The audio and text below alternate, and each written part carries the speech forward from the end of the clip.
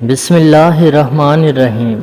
شروع اللہ کے نام سے جو بڑا مہربان اور نہایت رحم کرنے والا ہے۔ آج سے ہزاروں سال قبل کی بات ہے، ملک میں بابل بادشاہ کی حکومت تھی جس کا نام نمرود تھا۔ نمرود نہایت ہی سرکش اور ظالم شخص تھا۔ اس نے خدا ہونے کا جھوٹا دعویٰ کر رکھا تھا اور جو اسے خدا نہ مانتا اس پر ظلم و ستم کرتا تھا۔ نمرود خود بت پرست تھا اور اپنی سلطنت میں بھی بت پرستی کی اشاعت کیا کرتا تھا۔ نمرود کا محل مختلف قیمتی پتھروں کے بنائے ہوئے بتوں سے بھرا ہوا تھا۔ اللہ تبارک و تعالیٰ نے نمرود اور بابل کے لوگوں کی طرف حضرت ابراہیم علیہ السلام کو معبود فرمایا۔ آپ نے نمرود کو اللہ تبارک و تعالیٰ کی عبادت کی طرف بلایا، مگر نمرود کی جہالت، گمراہی اور بادشاہت کے غرور نے اسے اللہ تبارک و تعالیٰ کے انکار پر کھڑا کر دیا۔ جب حضرت ابراہیم علیہ السلام نے کہا میرا اللہ تو وہ ہے جو زندہ کرتا ہے اور مارتا ہے، تو نمرود نے جواب دیا کہ میں بھی زندہ کرتا ہوں اور مارتا ہوں۔ حضرت ابراہیم علیہ السلام نے کہا میرا رب مشرق سے سورج نکالتا ہے، اگر تو خدا ہے تو مغرب سے سورج نکال کر دکھا۔ یہ سن کر نمرود لاجواب ہو گیا۔ نمرود نے غصے میں یہ حکم دیا کہ ابراہیم علیہ السلام کو بطور سزا آگ میں ڈال دیا جائے۔ لہٰذا بابل کے لوگوں نے ایک خاص مقام پر لکڑیاں جمع کرنا شروع کر دی۔ جب لکڑیاں جمع ہو گئی تو نمرود کے حکم سے اس کے کارکنوں نے ان لکڑیوں میں آگ لگا دی، جس کی حرارت اتنی زیادہ تیز تھی کہ کوئی اس کے قریب نہ جا پاتا تھا۔ جب حضرت ابراہیم علیہ السلام کو آگ میں پھینکا گیا تو اللہ تبارک و تعالیٰ کے حکم سے وہ آگ ٹھنڈی ہو گئی۔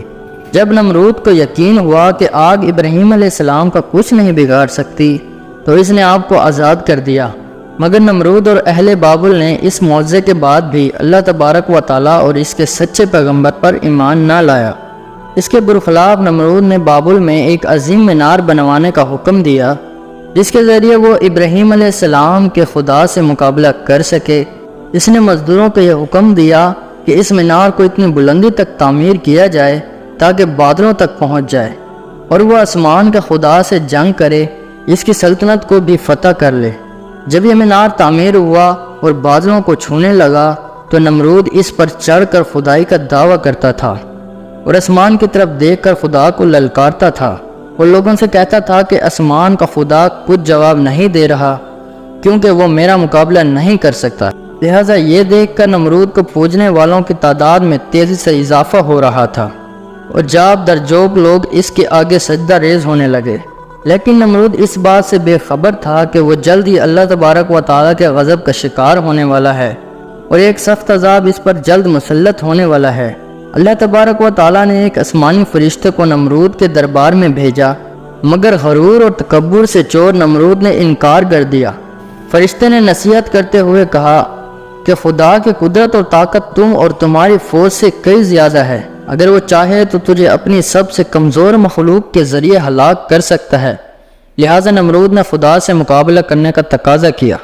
فرشتوں نے نمرود کو 3 دن کی مہلت دی جس میں اس نے اپنے تمام لشکر کو جمع کر لیا اور پوری طاقت و قوت کے ساتھ جنگ کے لیے تیار ہو گیا۔ تیسرے دن کی صبح اللہ تبارک و تعالیٰ نے مچھروں کا ایک بڑا لشکر بھیجا جو تعداد میں اتنا زیادہ تھا کہ سورج کی روشنی نظر نہیں آتی تھی۔ یہ مچھر پورے بابل شہر میں پھیل گئے اور نمرود کے لشکر پر حملہ کر دیا۔ مچھروں نے لشکر کے سپاہیوں کے خون چوس لیے اور گوشت چاٹ گئے۔ ان لوگوں کی صرف ہڈیاں باقی رہ گئیں۔ ایک مچھر نمرود کی ناک میں داخل ہو گیا اور ناک کے راستے دماغ میں گھس گیا اور مغز کھانے لگا۔ درد کی شدت سے نمرود پاگل ہونے لگا۔ اس نے اپنی تکلیف ختم کرنے کے لیے سپاہیوں کو سر پر ڈنڈا اور تھپڑ مارنے کو کہا، اور جب ڈنڈا نہ پڑتا تو پھر کاٹنا شروع کر دیتا۔ حالت اتنی غیر ہو گئی کہ اب جو شخص بھی نمرود کے دربار میں آتا وہ اسے اپنے سر پر جوتے مارنے کو کہتا۔ یوں اسے 400 سالوں تک جوتے اور ڈنڈے پڑتے رہے اور خدائی کا دعویٰ کرنے والا اتنی بڑی سلطنت کا بادشاہ ذلت کی موت مر گیا۔ پیارے دوستو، اگر ویڈیو پسند آئی ہو تو لائک، سبسکرائب اور شیئر ضرور کریں۔